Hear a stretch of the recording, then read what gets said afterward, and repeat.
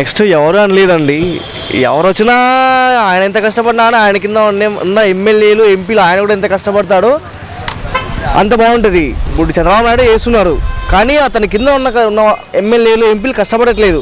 చంద్రబాబు నాయుడు వేసాడు, అన్న క్యాంటీన్ పెట్టాడు, 2000 రూపాయలు పెన్షన్ ఇచ్చాడు, 1100 సిస్టమ్ బాగుంది అండ్ బాగున్నాయి. కానీ వీటిని అమలు చేయడంలో ఎమ్మెల్యేలు ఎంపీలు అనేది విఫలమవుతున్నారు అక్కడక్కడ.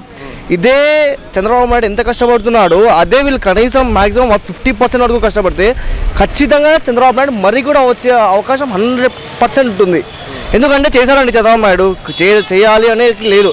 ఎందుకంటే పెన్షన్ ముసళ్ళకి 2000 రూపాయలు అంటే ఇప్పట్లో ఎవరు పేరెంట్స్ చూసుకోవట్లేదు సరిగ్గా. అలాంటిది ఆ 2000 అన్నా మాకు వస్తాయి, మా పిల్లలకు వస్తాయి అని చెప్పి ఆ 2000 రూపాయల కోసం అన్నా అని వాళ్ళ పేరెంట్స్ తీసుకుంటున్నారు.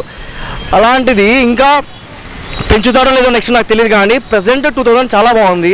అండ్ 1100 చాలా బెటర్ అండి, ఇంతవరకు ఎవరు చేయలేదు. మాకు కూడా కొన్ని ప్రాబ్లమ్స్ సాల్వ్ అయ్యాయో తెలియదు, కానీ మినిమం ఎంప్లాయీస్ అనేది గవర్నమెంట్ ఎంప్లాయీస్ భయపడుతున్నారు. ఆ 1100 అరే మాకు కంప్లైంట్ వెళ్తుంది, అరే మాకు ఉద్యోగం వెళ్ళిపోతుంది అనే ఒక భయంలో ఉన్నారు ఖచ్చితంగా. అంటే మ్యాక్సిమం చేస్తారు ఆ 1100 పెట్టడం, వాళ్ళు ఇంతవరకు ఎవరు పెట్టలేదు.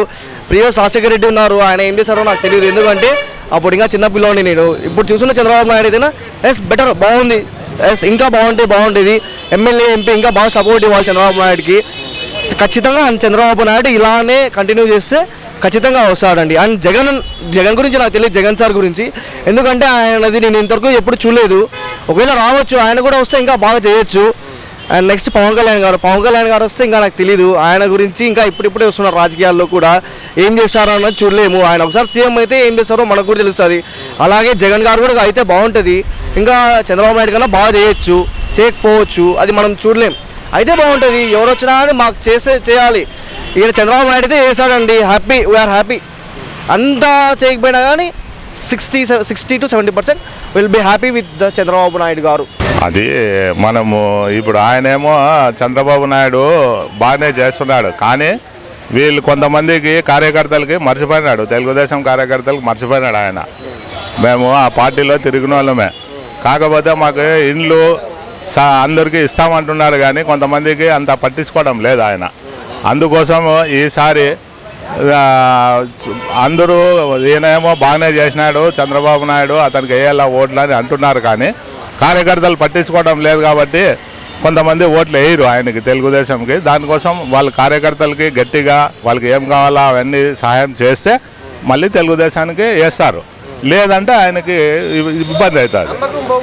అది దానికి ఉండేది అది మనిషి. ఎందుకంటే మనము ఎవరి పని బాగా చేస్తే వాళ్ళకే ఓటేయాల, ఇతరులకి ఓటేసే పని లేదు. నేను కార్యకర్తని కాబట్టి నేను చెప్తున్నాను, కానీ కింద వాళ్ళకి వీళ్ళు ఎవరు పట్టించుకోవడం లే.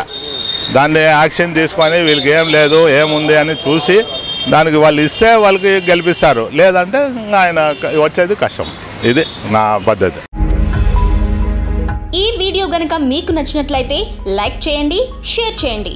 మరిన్ని వీడియోస్ కోసం మా ఛానల్ను సబ్స్క్రైబ్ చేయండి.